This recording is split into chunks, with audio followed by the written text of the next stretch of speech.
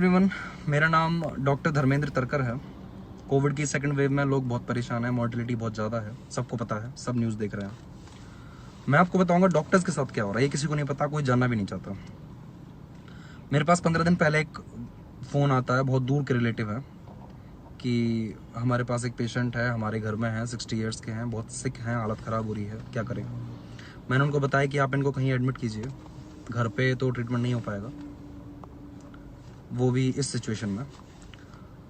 तो वो उन्हें जहाँ हॉस्पिटल में मैं काम करता हूँ वो वहाँ ले आए कि आप इनको यहीं एडमिट कीजिए, बाकी हमें कहीं बेड का अरेंजमेंट नहीं हो पा रहा, कहीं कोई बेड नहीं दे रहा। वो यहाँ हॉस्पिटल में आ गए, 72% सेचुरेशन पे आए थे, कंडीशन उनकी ख़राब थी, बिगड़ती ही जा रही थी। उनको बताया कि शायद इन्हें इंट्यूबेट करना पड़ेगा, वेंटिलेटर पर लेना पड़ेगा। उन्हें बताया गया, कंडीशन और बिगड़ती गई, अल्टीमेट वो इंट्यूबेट हो गए। इंट्यूबेट होने से पहले मैंने उनको बताया था कि अगर ये इंट्यूबेट होते हैं, वेंटिलेटर पे जाते हैं, तो आगे की क्या प्रोग्नोसिस रहेगी, बचने के कितने % चांसेस हैं, सब कुछ बताया गया। उन्होंने कहा कि ठीक है, आप करिए, आगे का हम देखते हैं। इंट्यूबेट हो गए, 10 दिन तक वो इंट्यूबेट रहे, सब कुछ किया उनके लिए जितना मैं कर सकता था। HOD जो थे, सब कुछ बताया गया, मेरे पर्सनल पेशेंट हैं, प्लीज़। सब ने बहुत किया, उस हॉस्पिटल में जितना हो सकता था उतना सब ने किया, बहुत ज़्यादा एफर्ट्स लगाए। डॉक्टर्स की टीम से लेकर नर्सिंग स्टाफ तक, ईच एंड एवरीवन, सब ने उनका बहुत ध्यान रखा, बहुत कोशिश की। लेकिन सारी चीज़ें आपके हाथ में नहीं, आप भगवान नहीं हो। बहुत ज़्यादा लंग्स डैमेज हो चुके थे, फाइब्रोसिस बहुत ज़्यादा हो चुकी थी। उनके 10-11 दिन वेंटिलेटर पे हो गए, उसके बाद AKI होने लगा उनको, उनकी यूरिया बढ़ने लगा, क्रिएट बढ़ने लगी। उनको बताया मैंने कि यूरिया क्रिएट बढ़ रही है, शायद इनको डायलिसिस की ज़रूरत पड़ने लगेगी, हालत ख़राब हो रही है। बताया गया कि अब इनका बचना बहुत मुश्किल है, कोशिश कर रहे हैं, बट स्टिल कुछ नहीं कह सकते। आपको पता है कोरोना में क्या हालत हो रही है, आप किसी पेशेंट की 1% गारंटी नहीं ले सकते।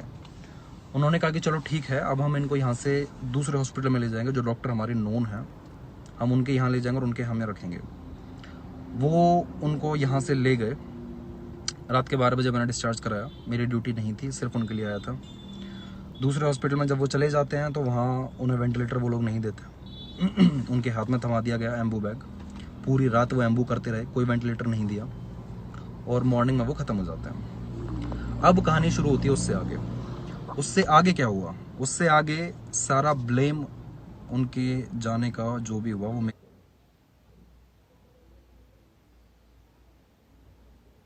सर पे आ जाता है। बातें यहाँ तक आ जाती हैं कि उनको मैंने मारा, मैंने पैसे के लालच में उन्हें मारा। मैं उस हॉस्पिटल में काम करता हूँ, वो हॉस्पिटल मेरा नहीं है, तो पैसे का मुझे क्या फ़र्क पड़ेगा, मतलब वो कितना वहाँ बिल पे करते हैं, क्या होता है, वो मेरे पास कैसे आएगा। इसको छोड़ देते हैं।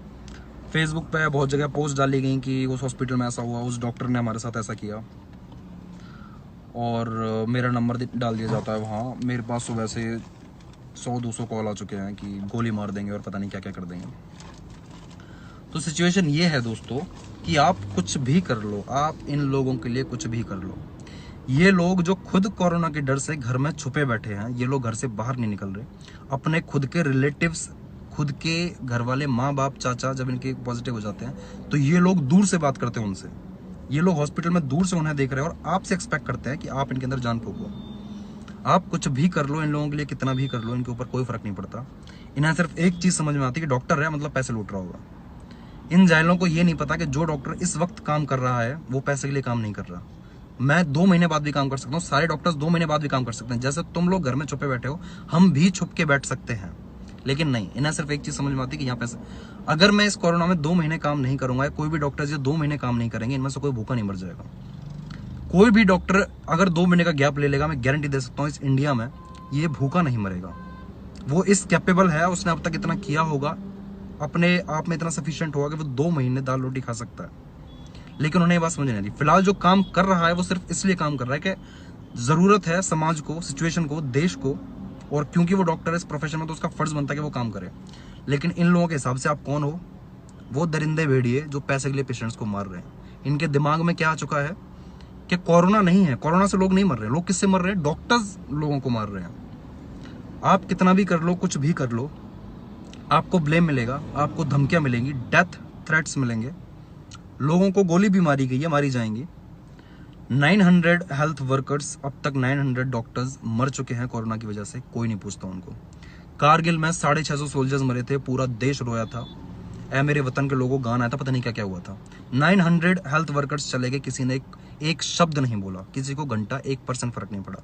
अभी भी क्या हो रहा है, जब इनका 1%, जब वही पेशेंट जो मास्क नहीं लगाते हैं, हमारी बात को सीरियस नहीं लेते हैं, जब वो पॉजिटिव हो जाते हैं और पॉजिटिव हो गए जब वो नहीं बच पाते, उसका ब्लेम फिर हमारे सर पे आता है। हम रिस्पॉन्सिबल हैं, हमें फिर थ्रेट्स दिए जाएंगे। हमारा फर्ज बनता है कि हम इन लोगों को बचाएं, हम सेल्फलेस सेवा करें, हम अपनी जान की परवाह नहीं करें, हम सब कुछ सेल्फलेस करें। और अगर वो लोग नहीं बच पाते तो फिर बेटा तुम तैयार रहो, तुम्हारी जिम्मेदारी हो, तुम भुगतोगे। खून का बदला खून तुमसे लिया जाएगा। मुझे घंटा फर्क नहीं पड़ता इन लोगों से, मुझे घंटा किसी से डर नहीं लगता, अपनी ऐसी तैसी करें साले। पर भाइयों मैं तुम लोग को समझा रहा हूँ, अगर तुम सोच रहे हो कि तुम सेल्फलेस काम कर रहे हो और तुम्हें बहुत बड़ा अप्रिशिएशन यहाँ मिलने वाला है, इस बात को अपने दिमाग में रख के चलना कि कोई अप्रिशिएशन घंटा कुछ नहीं मिलेगा। ये ऐसी लायक हैं, ये डिजर्व नहीं करते इतना हमारा खून पसीना। काम करते रहो, हम भी काम कर रहे हैं, मैं भी कोई काम करना नहीं छोड़ दूँ, कोई काम करना नहीं छोड़ देगा। ये तो जिंदगी का पार्ट है, हम इस प्रोफेशन में हैं, पूरी जिंदगी क्रिटिसिज्म मिलेगा। बट स्टिल आपका कोई भी रिलेटिव, कोई भी बहुत खास दोस्त जो आपसे आज ये कहता है कि प्लीज़ तुम हमारे लिए भगवान हो, जो कर सकते हो सिर्फ आप ही कर सकते हो, वही लोग अगर उनका पेशेंट प्रोग्नोसिस उनके हिसाब से नहीं आती है तो देखो कैसे पलटता है और क्या फिर वो आप लोगों की हालत करेंगे। Share this message, be safe, don't be over helpful, उतना ही करो जितनी ज़रूरत है, क्योंकि हम मर भी जाएंगे, इनको कोई फर्क नहीं पड़ेगा। धन्यवाद, इतना ही था, अपना ध्यान रखिए।